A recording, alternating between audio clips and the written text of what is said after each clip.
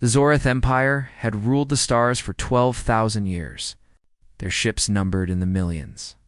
Their conquered world stretched across the galaxy like a dark stain. Every species they met faced the same choice: surrender and become slaves, or die. No one had ever said no. When their scout ships found Earth, the Zorith commanders laughed among themselves. Here was a small blue planet on the edge of nowhere. The creatures living there had barely reached their own moon. Their weapons were primitive. Their nations fought each other over small patches of dirt. This would be the easiest conquest in centuries, High Commander. Varath the Unyielding sat on his throne and watched the holographic image of Earth spinning slowly before him. He was old for a Zorith, his green scales scarred from 100 battles. He had personally overseen the destruction of 17 species. Earth would be number 18. "Send the declaration," he ordered. "Give them the standard terms." The message traveled across space at faster than light speed. It arrived on Earth 3 days later. The leaders of humanity gathered to read it. The Zorith Empire demanded total surrender. All humans would become slaves. Their planet would become a mining colony. Their children would serve Zorith masters. If they refused, every man, woman, and child would be killed. They had 7 days to respond. The world waited for humanity's answer. On the 7th day, a small human ship appeared at the edge of Zoroth's space. It was tiny compared to the massive warships that surrounded it. The Zoroth let it pass, curious to see what pathetic response the humans had prepared. The ship carried a single passenger. Her name was Linda Patterson. She was 47 years old with gray streaks in her brown hair. She wore a simple navy blue suit and carried a leather briefcase. She looked like a schoolteacher or an accountant, not a warrior or a leader. The Zorith guards led her through the great hall of the High Command. Thousands of Zorith officers watched her walk past. They towered over her, their reptilian bodies covered in ceremonial armor. Some of them hissed with amusement. This small, soft creature was the best humanity could send. Linda Patterson did not seem afraid. She walked with her head high and her steps steady. She stopped before the raised platform where Vorath the Unyielding sat on his throne. "You have received our declaration," Vorath said, his deep voice echoing through the chamber. "Your species has been given a choice: surrender and serve, or face extinction. What is your answer?" Linda looked up at him. She was so small compared to the massive Zoroth commander. Her head barely reached his knee. But her eyes showed no fear. Then she did something no species had ever done before. She laughed. It was not a nervous laugh or a crazy laugh.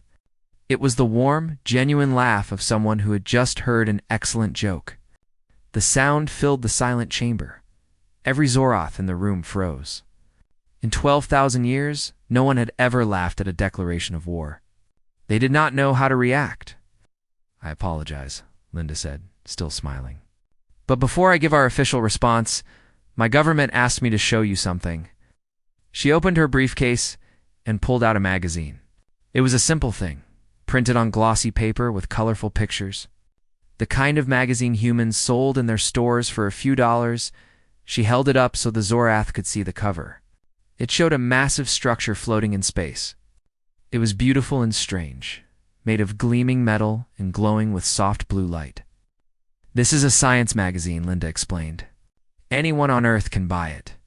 It is not secret or classified. We give it to ordinary people to read." She opened the magazine to a marked page.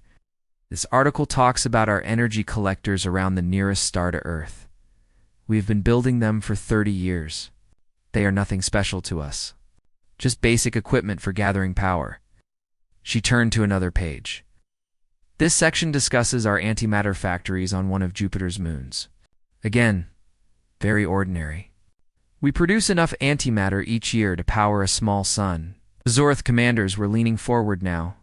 Their amusement had faded. Something cold was growing in their eyes. Linda turned to one more page. "And this," she said, "is an insert from a children's magazine. We give it to a year-old. It explains how our faster-than-light tunnel network works." She closed the magazine and put it back in her briefcase. The chamber was completely silent. Every Zorath was staring at the small human woman.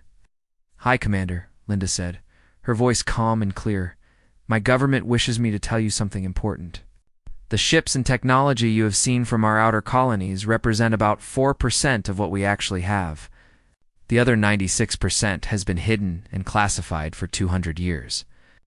Vorith, the unyielding, felt something he had not felt in a very long time: fear. "You are lying," he said, but his voice was not as strong as before. Linda shook her head. "We are not. We have been watching your empire for 400 years. We saw how you treat other species. We saw the slaves and the death and the cruelty. We hoped you would change. We hoped you would become something better." She paused. "You did." "Not." Linda reached into her briefcase again and pulled out a single sheet of paper. "This is a list of every world you have conquered in the past 1,000 years, every species you have enslaved, every civilization you have destroyed. We know all of it." Vorith stood up from his throne.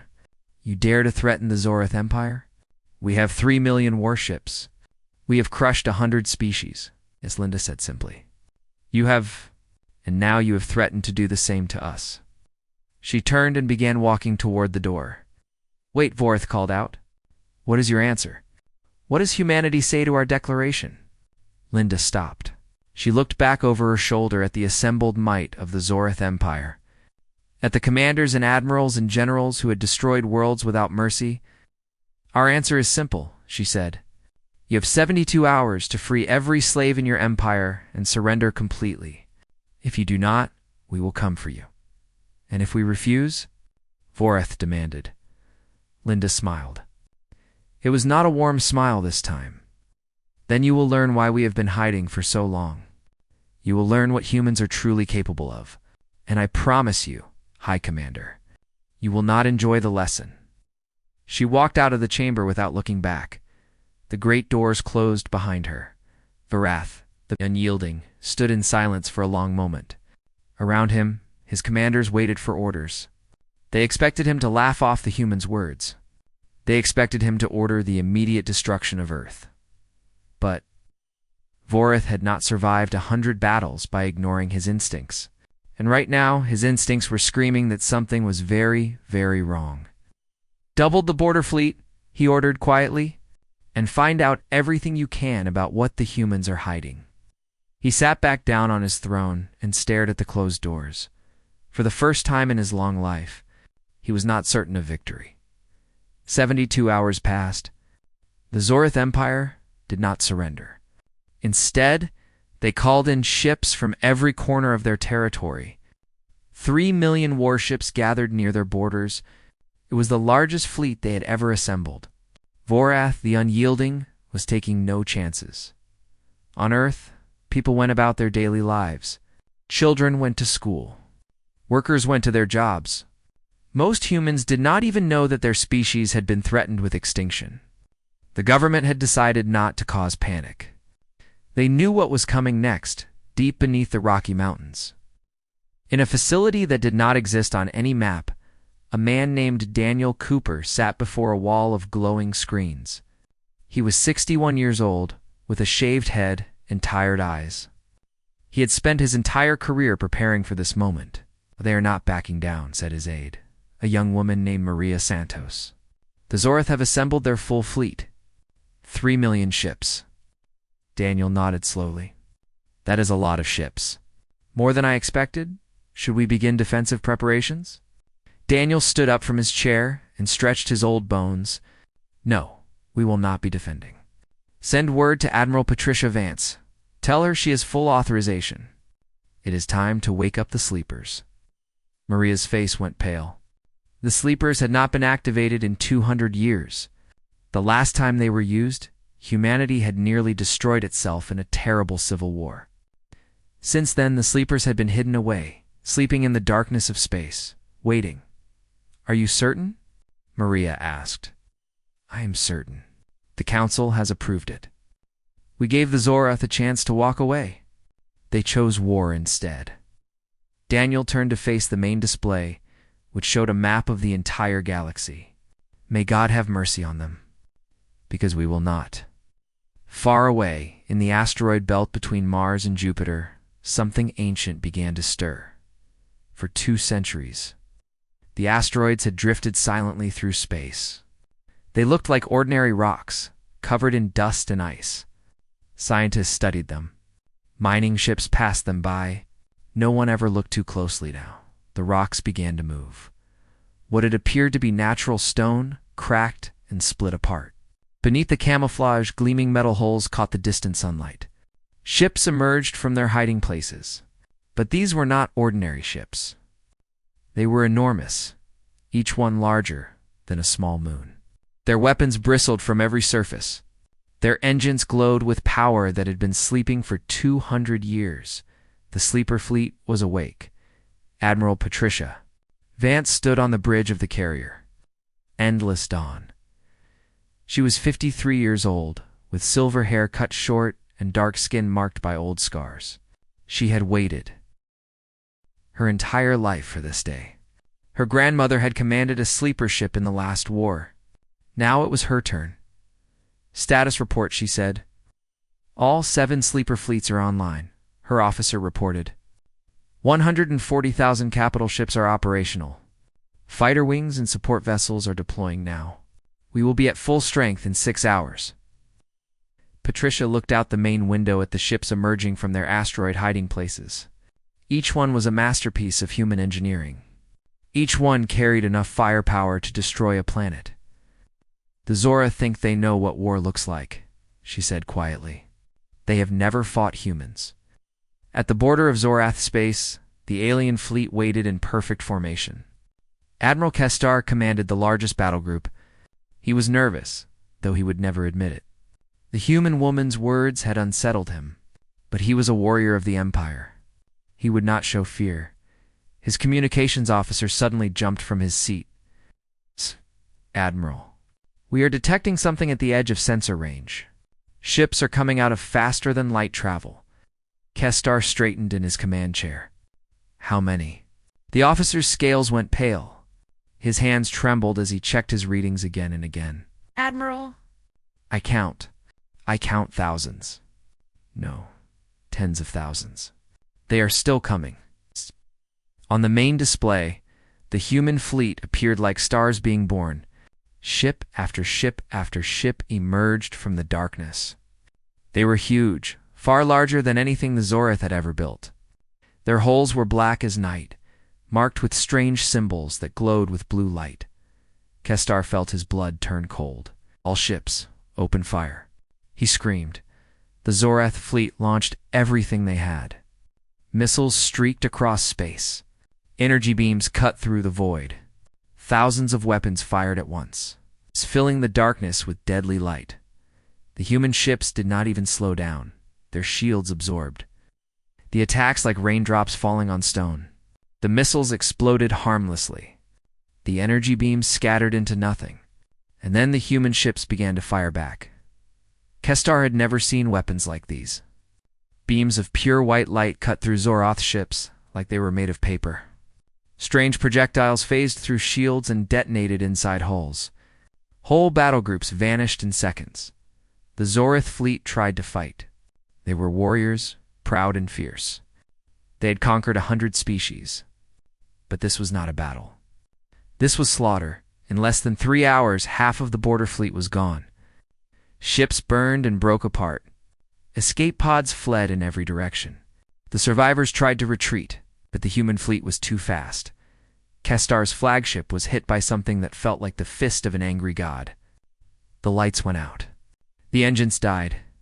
He floated in the darkness, surrounded by the bodies of his crew. With his last strength, he activated the emergency beacon and recorded a message. High Commander, they are too strong. Our weapons do nothing. Their ships are monsters. We have failed. The border fleet is destroyed. They are coming for the homeworld. Warn everyone. Warn everyone. It's a message cut off. On the Zoroth homeworld, Voroth, the Unyielding, received the transmission in his private chambers. He listened to it 3 times, unable to believe what he was hearing. 500,000 ships destroyed in 3 hours. his finest admirals dead or captured, the mightiest fleet in the galaxy reduced to debris, a new message appeared on his personal screen. It was short and simple. "We told you we would come. Admiral Patricia Vance, Human Defense Fleet." Voroth stared at the message for a long time. Outside his window, the night sky was peaceful and quiet. Soon, it would be filled with human ships. He had made a terrible mistake. He had awakened something he did not understand. And now, there was no way to stop it. In the asteroid belt, more sleeper fleets continued to wake. The war had only just begun. The war lasted 6 days. In that short time, everything changed. On the first day, the human fleet destroyed what remained of the Zorth border defenses. 100,000 enemy ships tried to stop them. By morning, those ships were nothing but burning metal drifting through space. The Zorth had never lost so many ships so quickly. They did not know how to respond. On the second day, humanity revealed their next surprise. Across the Zorth Empire, on every conquered world where slaves worked and suffered, hidden machines suddenly came to life. These were transmitters that human agents had secretly placed over many years. The transmitters sent a single message in every slave language. "The day of freedom has come. Rise up. Humanity stands with you." And the slaves rose. On 400 worlds at the same time, the oppressed species of the galaxy turned against their masters. The Ketri, an insect-like people who had been slaves for 300 years, attacked their prison camps. The Mirai, a beautiful water-dwelling species, flooded the factories where they had been forced to work. The Vorix beings made of living crystal shattered the chains that bound them. Zoroth found themselves fighting on 1,000 fronts at once. Commander Kyle Morrison led the liberation of a mining world called Theta 7. He was 34 years old, with red hair and a mechanical arm that he had earned in a training accident. His team of 12 soldiers landed on the planet in the early morning. When the Zoroth guards were changing shifts, the Kethri resistance fighters were waiting for them at the landing zone. Their leader was called Click Chorus of Dawn, a name that was also a song in their strange language. Click Chorus of Dawn approached Kyle with what the human's translator identified as hope mixed with fear. "You are truly here," Click Chorus of Dawn said. "Many of us did not believe the humans would come. We thought you were just another legend." Kyle smiled and extended his hand in greeting. "We are sorry it took so long. We had to make sure we could protect you after we freed you. The Zoroth are dangerous, and we did not want to make things worse for you. We have been waiting for 300 years. A little longer was nothing." Together, the human soldiers and the Kethri rebels attacked the Zorth garrison. The battle was fierce but short. Human weapons cut through Zorath armor like it was made of cloth. Zorath energy shields failed against human bullets that seemed to pass through anything. By sunset, Theta 7 was free. The Kethri came out of their underground hiding places and saw open sky for the first time in generations. Many of them fell to their knees and wept. Some of them sang songs that had been forbidden for centuries. Kyle stood among them, watching, and felt tears running down his own face. Similar scenes happened across the Empire. On ocean worlds and desert planets, on frozen moons and tropical paradises, the slaves of the Zorth threw off their chains. Human special forces appeared like ghosts, striking at key targets, destroying defenses, opening prison gates. On the third day, the Zorath tried to fight back with everything they had left. 2 million ships, gathered from every corner of their empire, converged on the human positions near a great cloud of gas and dust called the Kellax Nebula.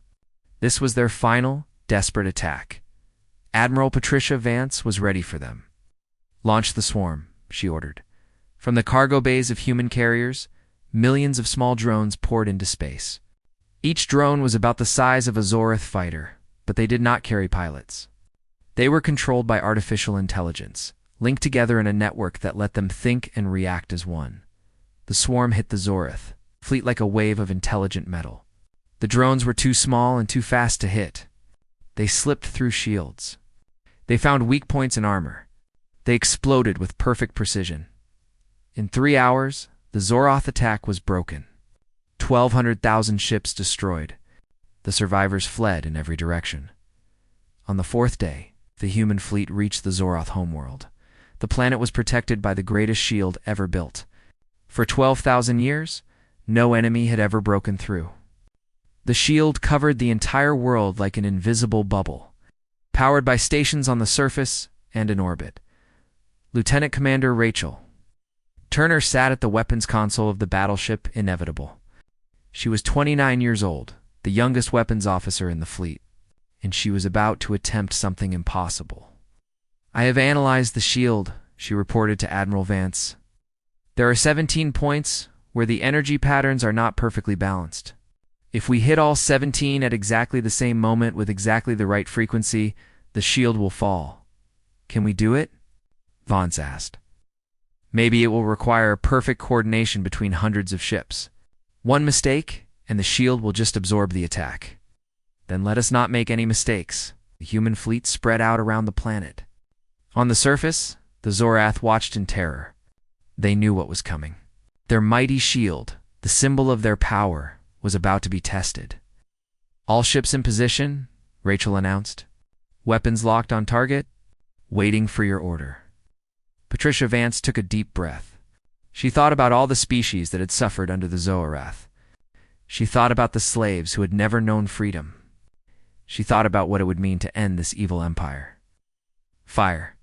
17 beams of light struck the shield at exactly the same moment. They hit the weak points with perfect accuracy. For one brief instant, the energy patterns of the shield twisted and collapsed into themselves. The shield fell. On the surface, Vorath the Unyielding watched the sky go dark with human ships. They descended like a storm of black metal, blocking out the stars. He knew it was over. On the fifth day, human ground forces landed. They secured the capital city in hours. They captured military bases and government buildings. They freed the last of the slaves held on the homeworld. On the sixth day, the Zoroth Empire surrendered. In just 6 days, humanity had done what seemed impossible. They had defeated an empire that had ruled for 12,000 years. They had freed billions of slaves. They had shown the galaxy that tyranny could be broken, and they had done it without destroying a single civilian target, without burning a single city, without killing anyone who was not actively fighting them, the Zoroth had thought. Humans were weak because they chose not to destroy. They had learned, too late, that true strength is knowing when to stop. The surrender ceremony took place in the Great Hall of the Zoroth High Command. It was the same room where Linda Patterson had been threatened with extinction just 7 days earlier. Now everything was different. Human soldiers stood guard at every door. Their weapons were lowered, but everyone knew they could raise them in an instant. Representatives from a dozen freed species lined the walls, watching with emotions that were hard to describe. Some looked satisfied. Some looked sad. Many simply looked relieved that the nightmare was finally over. Linda Patterson walked through the main doors. She still wore her simple navy blue suit. She still carried her leather briefcase. But now she was accompanied by Admiral Patricia Vance in full military dress and General Howard Mitchell, the commander of human ground forces. General Mitchell was a big man of 50 with broad shoulders and quiet eyes that had seen too much death. Vorath the Unyielding waited for them in the center of the hall. He was not sitting on his throne anymore. He was kneeling on the cold stone floor. His ceremonial armor had been taken from him. His scales had faded to a dull gray color, which in Zoroth culture meant shame and defeat. Around him knelt the surviving members of the High Command. Admirals and generals who had once commanded millions of ships now bowed their heads before the small human woman they had laughed at. Linda stopped in front of Vorath and looked down at him. She did not smile or gloat. Her face showed no pleasure in his defeat. "The terms of surrender are absolute," she said, her voice calm and steady. "The Zoroth Empire is dissolved. Your military forces will be taken apart under human supervision. All enslaved species are declared free from this moment forward." Vorath did not look up. "You could have destroyed us. Your weapons could have burned every Zoroth world to ash. You could have killed every last one of us. Why did you not?" Linda was quiet for a moment before answering. Ass. Because we are not you. She gestured to one of her aides, who brought forward a device that displayed information. This contains a complete record of every crime committed by the Zorath Empire over the past 12,000 years. Every genocide, every massacre, every act of cruelty against innocent people. This record will be shared with every species in the galaxy. Everyone will know what you did. Vorath's head dropped lower. For a long moment, he said nothing. Then, in a voice that was barely above a whisper, he asked, "What will become of my people?" "That depends on your people. You will have the chance to rebuild, to become something better than you were. We will be watching." Linda's voice hardened slightly. "But understand this clearly. If the Zorath ever again threaten another species with extinction, we will return. And next time, we will not show mercy." General Mitchell stepped forward. His voice was deep and rough, like stones grinding together. "There is another matter. We know you have hidden weapons and ships throughout the galaxy. Secret bases. Emergency fleets. You have 3 days to tell us where they all are. If we find anything you have not told us about, the consequences will be very bad for you." "I will tell you everything," Vorath said. "I have no choice." "You do have a choice," Linda replied. "You have always had a choice. You simply chose wrong." She turned to face the representatives of the freed species. They stood in a group near the wall, beings of many different shapes and sizes. Some had scales like the Zorath. Some had feathers or fur. Some were made of crystal or metal. All of them had suffered under the Empire. "The galaxy is free," Linda said to them. "What you do with that freedom is your decision. Humanity is ready to help any species that wants to rebuild in peace." Click Chorus of Dawn stepped forward from the crowd. The Kethri leader's compound eyes reflected the light like jewels. "Kethri owe humanity a debt we can never repay. For 300 years, we were slaves. Our children were taken from us. Our songs were forbidden. Our hope was nearly dead." The translator turned the Kethri's musical speech into human words. "You gave us hope again. You gave us freedom. You asked for nothing in return." Patricia Vance smiled gently. "Build something good. Raise your children in peace. That is all the thanks we need." Other species came forward to speak. The Mirai, whose leaders had tears flowing from their large eyes. The Vorix, whose crystal bodies chimed with emotion. Each had their own story of pain and suffering, and each had their own words of thanks. Finally, the ceremony was ending. Representatives began to leave the Great Hall. But Vorath called out to Linda before she could go. "Wait, please. I must know something." Linda stopped and looked back at him. How long? Vorath asked. "How long have you been watching us? How long have you been preparing for this?" Linda considered the question carefully before answering. "We first detected your empire's expansion signals about 400 years ago. Since then, we have been watching you, studying your methods, learning your weaknesses. And yes, building our defenses and our weapons. 400 years. All of that time, you were preparing. We hoped we would never have to use what we built. We hoped you would change, that you would become peaceful, that you would stop hurting others. But we did not." "Oh, you did not." Vorath was silent for a long moment. When he spoke again, his voice was filled with something that sounded almost like regret. "If we had chosen differently, if we had met you with friendship instead of threats, what would have happened then?" Linda looked at the defeated Zorath commander. He was old and tired and broken. Everything he had ever believed in had been proven wrong. His entire civilization had been built on cruelty. And now that cruelty had been turned back on him. "If you had chosen peace," she said softly, "you would have found us to be the best friends you could ever have. We wanted that. We truly did. We spent 400 years hoping you would change. But we were too proud, too cruel, too stupid. Yes, you were." Linda turned and walked toward the door. At the threshold, she stopped one more time. "It is not too late, you know. The Zorath still exist. Your people can still choose to be different. The past cannot be changed, but the future is still unwritten." She left the great hall without looking back. Voroth knelt alone on the cold floor for a long time. Around him, the empty chamber echoed with silence. The thrones were empty. The flags were gone. Everything that had made the Zorith Empire great was now just memory. But Linda's words stayed with him. The future is still unwritten.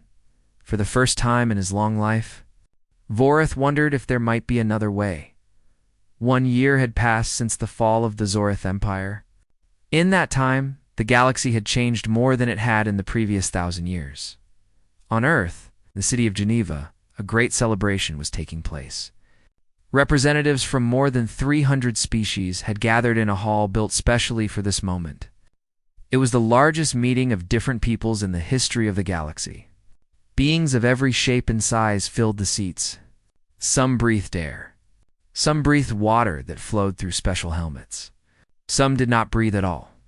But all of them had come for the same reason today. The Galactic Federation would be born. Linda Patterson stood at the central platform, looking out at the assembled delegates. She was now the Secretary of Interstellar Relations for Earth, a position that had not existed a year ago. Her hair had a few more gray streaks than before, and there were new lines around her eyes. The past year had been exhausting, but she had never felt more proud.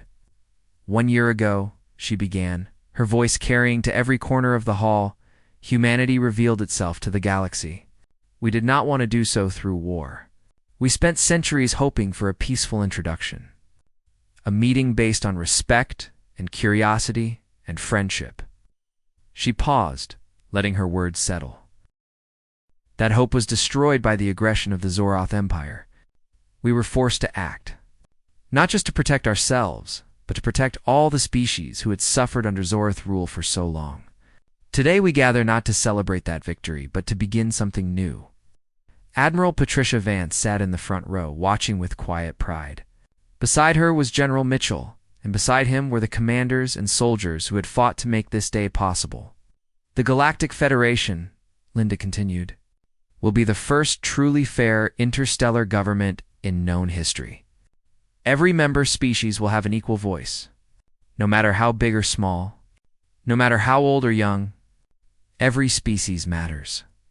That is our first and most important rule. She looked around the hall at the assembled delegates. No species will be allowed to conquer another. No species will be allowed to enslave another. No species will be allowed to destroy another. These rules are not negotiable. They are the foundation of everything we are building. Klikkor Suvdan rose from the Kethri section and walked to the platform. The insectoid leader's movement was graceful, almost like a dance. The Kethri were slaves for 300 years, Klikkor Suvdan said through the translator. We had forgotten what freedom felt like. We had almost forgotten how to hope. Then the humans came. They asked nothing from us. They gave everything to us. Today, the Kethri proudly joined the Galactic Federation. One by one, representatives from other species came forward to speak. The Mirai spoke of oceans that were finally clean of Zoroth pollution. The Voric spoke of songs that could now be sung without fear. The Sereth, a mammalian species with soft fur and gentle eyes, spoke of children who would grow up never knowing the terror of Zoroth masters. Each story was different. Each story was painful. But each story ended with hope. Then a surprising figure approached the platform. It was Kethrel, who had once been the Zoroth ambassador. He now represented something called the Zorath Republic, a new government that had formed from the ashes of the old empire. The hall fell silent. Many delegates shifted uncomfortably in their seats. The wounds of Zoroth cruelty were still fresh. I know that my presence here is difficult for many of you, Kethrel said quietly. The crimes of the Zoroth Empire cannot be forgiven. They should not be forgotten. My people must carry the shame of what we did forever. He paused, gathering his courage. But the humans offered us something we did not deserve. A second chance. The Zoroth Republic has destroyed all our weapons. We have created a fair government where all citizens have a voice. We have begun the long process of admitting what we did and honoring those we hurt. His scales flushed with emotion. We do not ask for forgiveness.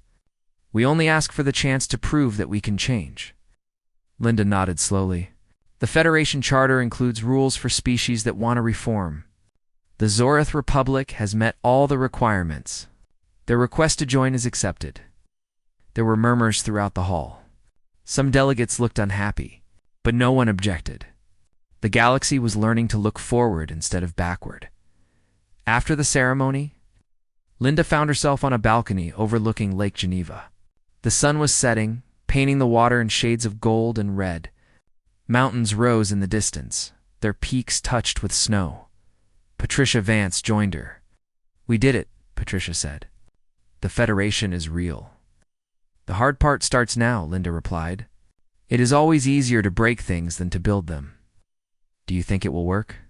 All these species, all this painful history, trying to work together?" Linda thought about the question for a long moment. Below them, delegates from 100 worlds were talking and laughing together. Species that had never met before were sharing food and stories. Children of different races were playing together in the gardens. "I think it has to work," she finally said. "The alternative is too terrible to accept. Besides, humans are stubborn. We refuse to give up on things, even when they seem impossible." Tricia laughed. "That is certainly true." They stood together in comfortable silence, watching the sunset. "Can I ask you something?" Patricia said after a while. "That first day, when you walked into the Zoroth High Command alone, when you pulled out that magazine and laughed at them, were you scared?" Linda smiled at the memory. "I was terrified. I had never been so scared in my entire life." "You did not show it." "I could not afford to. Everything depended on the Zoroth, believing we were not afraid, that we could not be threatened or bullied." She chuckled softly. "Also, I really wanted to see their faces when I showed them that magazine. It was brilliant. They had no idea what to think." Sometimes the best weapon is information. Let your enemy imagine the worst, and they defeat themselves before the fight even begins. The stars were coming out now, pinpoints of light in the darkening sky. Each one represented worlds that were now free. Each one represented species that now had hope. "What are you afraid of now?" Patricia asked. Linda looked up at the stars. "I am afraid of failing them. All these species trust us now. They believe in what we are building. That is a huge responsibility." "We will not fail them," Linda agreed. "We will not." Far above them, human ships continued their peaceful patrol around Earth. The great warships of the Sleeper Fleet had returned to their hiding places among the asteroids. They were sleeping again, hidden and silent, waiting. Hopefully, they would never be needed again. But humanity kept them ready, just in case, because humans had learned long ago that peace is precious. It is fragile, and it is worth protecting at any cost. The galaxy had changed forever. An empire of cruelty had fallen. A federation of hope had risen in its place. And humanity, once a small species on an unimportant planet at the edge of nowhere, had become the builders of a better tomorrow. The stars shone down on a galaxy at peace. For now, that was enough.